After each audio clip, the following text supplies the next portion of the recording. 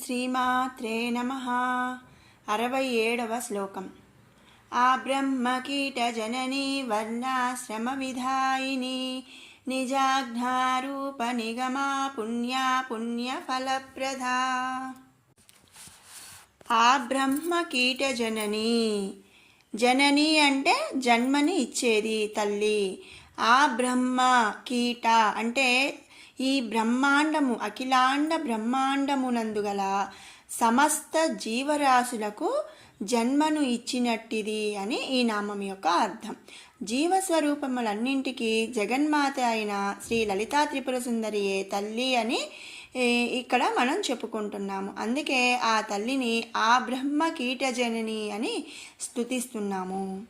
తర్వాత నామం వర్ణాశ్రమ విధాయిని, వర్ణాశ్రమములను ఏర్పరిచినట్టిది అని అర్థం.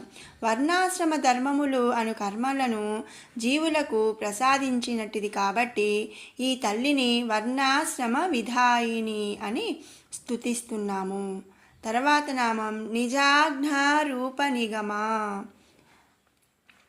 సకల అయిన మాత, లోక రక్షణి అయిన జగన్మాత తన ఆజ్ఞలన్నింటినీ వేద రూపములుగా జీవులకు ప్రసాదించింది.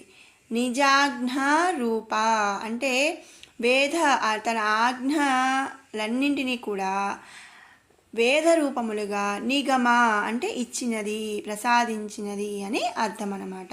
అట్టి వేద రూపములు కలిగినది లేదా తన ఆజ్ఞలు వేద రూపములుగా కలిగినది అని ఈ నామమునకు సామాన్యమైన అర్థం. తన ఆజ్ఞలన్నిటినీ కూడా వేదాల రూపంలో జీవులకు ప్రసాదించింది కాబట్టి ఆ తల్లిని నిజాజ్ఞా రూప నిగమ అని స్తుతిస్తున్నాము. తర్వాత నామం పుణ్యా పుణ్య ఫలప్రద. పుణ్య అంటే పుణ్యము, అపుణ్య పాపము అంటే పుణ్యము పాపము, ఫలప్రద ఫలమునిచ్చినటువంటిది. పుణ్యా పుణ్య ఫలప్రద అంటే పుణ్యము పాపము యొక్క ఫలములను ఇచ్చినట్టిది అని ఈ నామం యొక్క అర్థం. జీవులకు తాము చేసిన కర్మానుసారము కలుగు పాపపుణ్యములను ప్రసాదించున్నది. సకల జీవులకు వారి వారి పాపములను అలాగే పుణ్యములను బట్టి అందుకు తగ్గ ఫలితమును ఇచ్చినట్టుది ఆ జగన్మాత. మరి అంతే కదండి, మంచి పనులు చేసిన వాళ్ళకి పుణ్యము ఎక్కువగా ఉంటుంది. ఇప్పుడు మనం సంపాదించుకున్నామనుకోండి, మన సంపాదన, మన దగ్గర ఉండే డబ్బు పెరుగుతుంది. అలాగే మనం సంపాదించకుండా ఊరికే ఖర్చు పెట్టినా, లేదు సంపాదిస్తూ ఖర్చు పెట్టినా కొంత అనేది మనకి తగ్గిపోతుంది, ఖర్చు అనేది ఉంటుంది. అలాగే పాపపుణ్యాలు కూడా మనం చేసే కర్మను బట్టి, అంటే మనం చేసే నిత్యం పనులను బట్టి కూడా దేవత పాపపుణ్యాలను లెక్కపెట్టి అందుకు తగ్గ ఫలితమును ఆ జగన్మాత మనకిస్తుంది. కాబట్టి ఆ తల్లిని పుణ్యా పుణ్య ఫలప్రద అని స్తుతిస్తున్నాము. 68వ శ్లోకం. శృతి సీమంత సింధూరీకృత పాదాబ్జధూళికా సకలాగమ సందోహ సుక్తి సంపుట మౌక్తికా. శృతి సీమంత సింధూరీకృత పాదాబ్జధూళికా. ఉపనిషత్తులు అను పాపిటయందు అంటే శృతి సీమంత సింధూరి, సీమంత సింధూరి అంటే ఉపనిషత్తులు అంటే అమ్మవారి పాపిటలలో ఉపనిషత్తులు ఉంటాయని ఇక్కడ మనకి చెప్తున్నారు. ఉపనిషత్తులు అను పాపిటయందు అలంకరించబడినటువంటి సింధూరము. మామూలుగా మనం ఆడవాళ్ళం సింధూరం అంటే కుంకుమ పాపిట్లో పెట్టుకుంటాం కదా, అది ఇక్కడ అర్థం అన్నమాట. సింధూరము దేవి యొక్క పాదముల ధూళిగా విరాజిల్లుతుంది.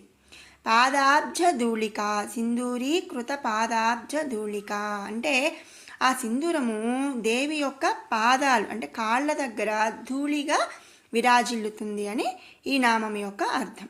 సకల ఉపనిషత్తులు దేవి యొక్క పాదపద్మముల ధూళి నుండి పుట్టి ఉన్నాయి అని ఈ నామం యొక్క భావం అన్నమాట. అంతేకాని పాపిట్లో పెట్టుకునే సింధూరం కాళ్ళ దగ్గర ధూళిగా ఉంది అని కాదండి.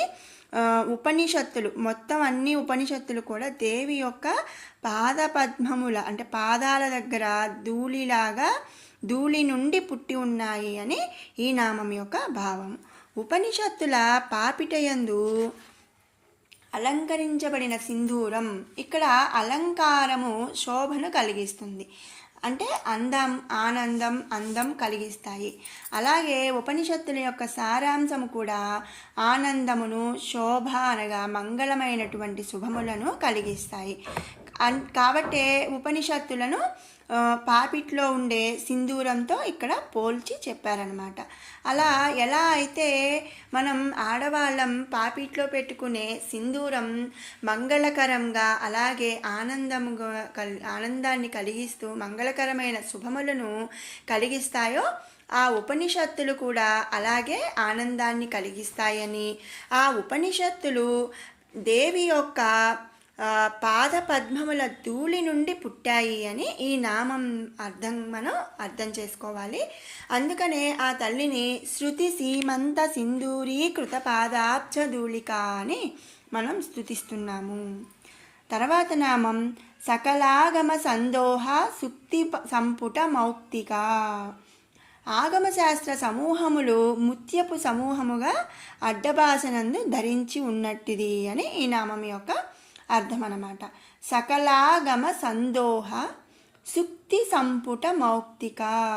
సుక్తి సంపుట మౌక్తిక అంటే శాస్త్ర సమూహముల ముత్యపు సమూహముగా, అంటే సకలాగమ సందోహ అంటే అడ్డబాసలాగా ధరించి ఉంది అని అర్థం అన్నమాట.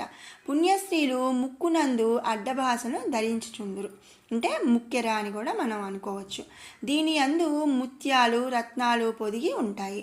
దేవి ముక్కునందు ధరించినటువంటి అడ్డభాసనందు సకల ఆగమన శాస్త్రములు కూడా కూడి ఉన్నాయి అని అర్థం అన్నమాట.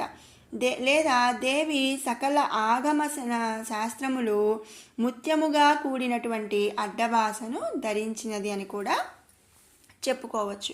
అంటే ఏంటి అంటే అమ్మవారి యొక్క ముక్కెరికున్న ముత్యపు రాసులు, అంటే ముత్యాలు ఆగమన శాస్త్రములను సకల ఆగమన శాస్త్రములు కూడా అమ్మవారికి ఉన్న ముక్కెర యొక్క ముత్యముగా కూడి ఉన్నాయి అని అర్థం. అంతేగాని అమ్మవారి ముక్కెర అంటే ముక్కెరకి దీనికి సంబంధం ఏంటి అని కాదండి. ప్రతిదీ కూడా అంటే అమ్మవారి అణువు నుంచి కూడా మన జీవరాశికి సంబంధించినవన్నీ కూడా పుట్టాయి అని, ఉద్భవించాయి అని మనం ఈ లలితా త్రిపుర సుందరిలో మనం చెప్పుకుంటున్నాము. అందులో ముఖ్యంగా ఈ ఆగమన శాస్త్రాలన్నీ, అంటే మనం పైనామంలో చెప్పుకున్నాం కదా, దేవి యొక్క సింధూరంలాగా ఉపనిషత్తులన్నీ అమ్మవారి పాద ధూళి నుంచి పుట్టాయి. ఇక ఆగమన శాస్త్రాలన్నీ ఏంటంటే అమ్మవారి యొక్క ముక్కెరికున్న ముత్యముగా ఉన్నాయి అని ఈ నామం యొక్క అర్థం. అందుకే ఆ తల్లిని సకలాగమ సందోహ సుక్తి సంపుట మౌక్తిక అని స్తుతిస్తున్నాము. విన్నారు కదండి 67, 68 శ్లోకాల యొక్క అర్థాలు. ఇప్పుడు 65 నుంచి 68 శ్లోకాల వరకు కూడా 2 సార్లు పారాయణ చేసుకుందాం.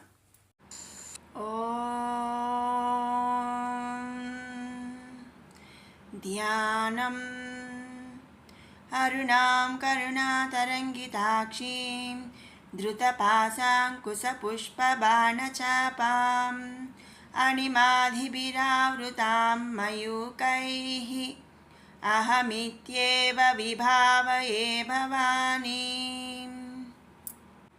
ధ్యాయేత్ పద్మాసనస్థాం వికసితవదనాం పద్మపత్రాయతాక్షీం హేమాభాం పీతవస్త్రాం కరకలితలసద్ధేమ పద్మాం వరాంగీం సర్వాలంకారయుక్తాం సకలమభయదాం భక్తనమ్రాం భవానీం శ్రీవిద్యాం శాంతమూర్తిం సకలసురనుతాం సర్వసంపత్ప్రదాత్రీం సకుంకుమవిలేపనామళికచుంబికస్తూరికాం సమందహసితేక్షణాం ససరచాపపాశాంకుశాం అశేషజనమోహినీ మరుణమాల్యభూషోజ్వలాం जपाकुसुमपासुरां जपविधौ स्मरेदम्बिकाम्